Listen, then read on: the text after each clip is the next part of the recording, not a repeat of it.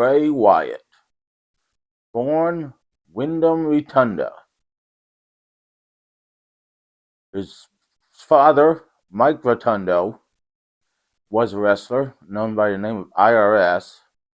His grandfather, Blackjack Mulligan, was a wrestler. And he had uncles who were a wrestler, and his brother is Bo Dallas. He died at the age of 36 last year. Well, that's all the time we have this week. See you next week.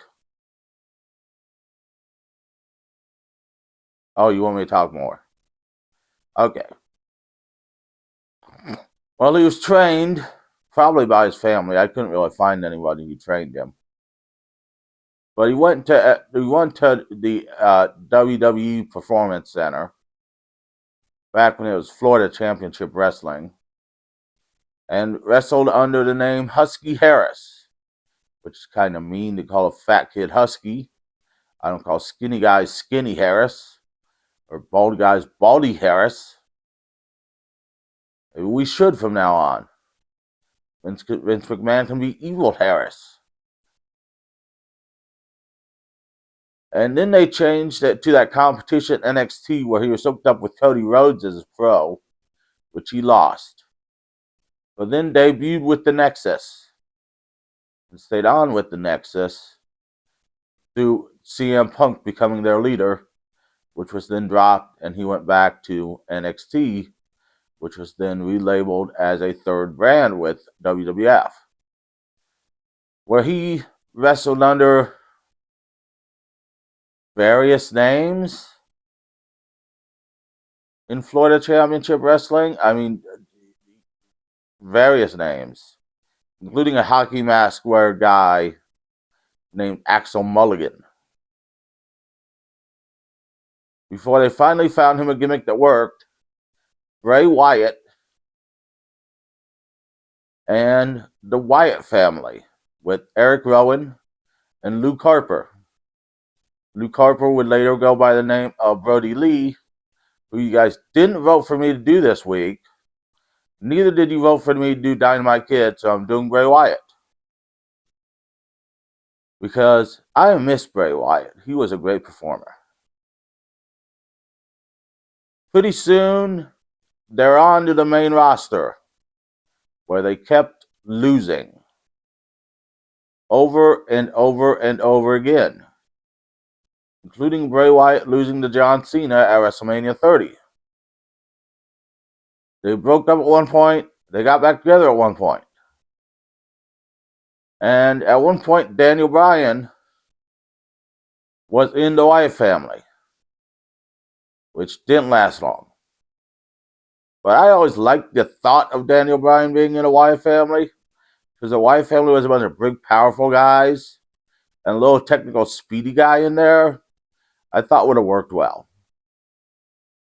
And then at one point, Braun Strowman came in and joined the Wyatt family, which worked pretty well. But then Braun Strowman got drafted to Raw, and the rest of the family got drafted to SmackDown. And then they had their first success when Randy Orton joined the Wyatt family. And Randy Orton and Bray Wyatt won the tag team titles, and they were defended through the Freebird rule. So there was Randy Orton, Bray Wyatt, and Luke Harper defending the tag titles through the Freebird rule. Which, for those of you who don't know the Freebird rule, which most of you do, so I don't know why I'm explaining this to you, it's that when it's a three-man group, any two of the three men can defend the titles. So it could be Bray Wyatt and Randy, Luke and Randy, Bray and Randy, Vince and Randy, Potsy and Randy, Liu Kang and Shang Tsung, any of those guys. So, but then they lost the tag titles. Bray kicked Luke Harper out because he was having problems with Randy. And then Bray won his first world title, which didn't make sense because Bray Wyatt had lost a lot of matches up to this point. And Him just all of a sudden winning the world title didn't make sense. Because as I said, he had lost a lot of matches. Because they kept booking him as a loser. Now he was one of the most over guys on the roster. He'd come out with a lantern.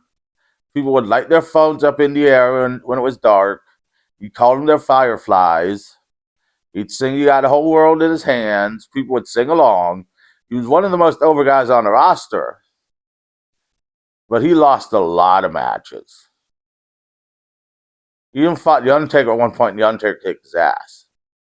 But he lost a lot of matches. But he won the first world title, which Randy Orton then turned on him because Randy Orton won the Royal Rumble. Randy Orton turned on him and won the world title from him at WrestleMania. Then Bray Wyatt joined up with Broken Matt Hardy, and they won the Raw Tag Team titles as the Leader of Worlds. That was the name of the group. But they were split up because Matt wanted to go heal from some injuries, and the writers got tired of dealing with those two because they kept coming up with ideas for their characters, and the writers got tired of hearing about it. Which, I mean, Bray Wyatt was a creative guy. Matt Hardy is a creative guy. And I can just imagine how many ideas these two sitting together in a room would come up with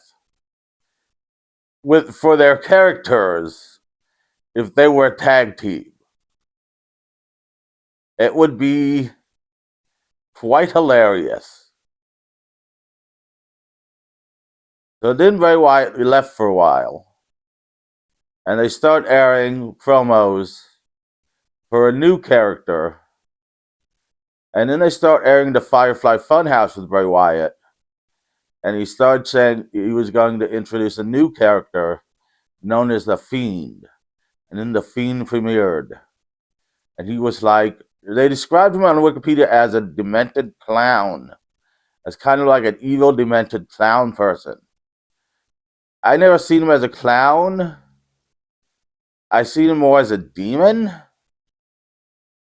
But either way, he was definitely like a monster. And it took lots of finishers to take him down. And as Seth Rollins later found out in their Hell in a Cell match, he did not go down easily. So Seth Rollins buried him under weapons, and they called for the bell. But the Fiend sat up and chased Rollins. And that match was voted one of the worst matches in history. But the Fiend had a second chance at Seth Rollins' title, and he won it, and then moved to SmackDown, where he eventually lost the title to Goldberg, of all people, because WWE has an obsession with giving Goldberg titles. I get it. He was one of the biggest stars in WCW. WCW has long been dead. WCW died 22 years ago. 22 years WCW has been dead. Stop giving the stars of WCW titles. They are old now. But they gave Goldberg the title only for Goldberg to lose to Braun Strowman. And then The Fiend and Bray Wyatt went back to the Leader of Worlds character, the Feud of Worlds characters, to feud with Braun Strowman. And then eventually, he hooked up with Alexa Bliss as his sidekick, who started using Sister Abigail too. This light is bothering me. It is bothering me. And then they both got drafted to Raw, where we saw The Fiend feud with Randy Orton and then get lit on fire.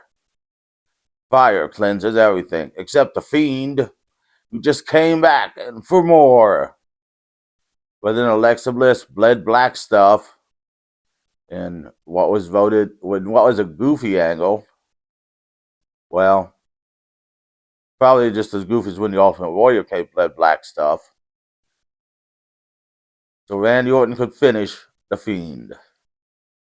And then for some reason they let Bray Wyatt go. The reason I heard was because he wasn't getting along with the writers, who kept coming up with ideas and he kept turning them down.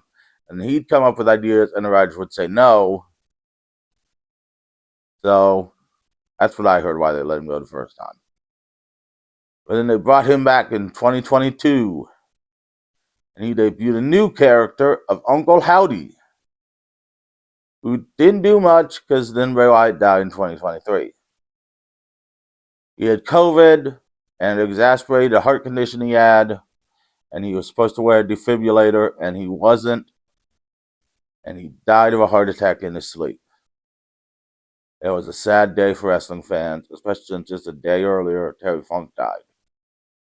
Bray Wyatt mixed horror with wrestling, and it was truly a sight to see. And he is very much missed in WWE, considering he was one of the few reasons I would watch WWE was for Bray Wyatt. Now, he left behind 4 children, 2 with his first wife, 2 with JoJo Offerman, who he was engaged to. WWE is signed to a Legends contract, with proceeds going to his children. I don't know if we'll ever see someone like Bray Wyatt again, who is such creative and does such great character work. But he is sorely missed in WWE. So that is basically Bray Wyatt's career. He had a hell of a run and was a 2-time world champion. Next week, I think I'm going to take a look at the history of the FTW title. But it may change.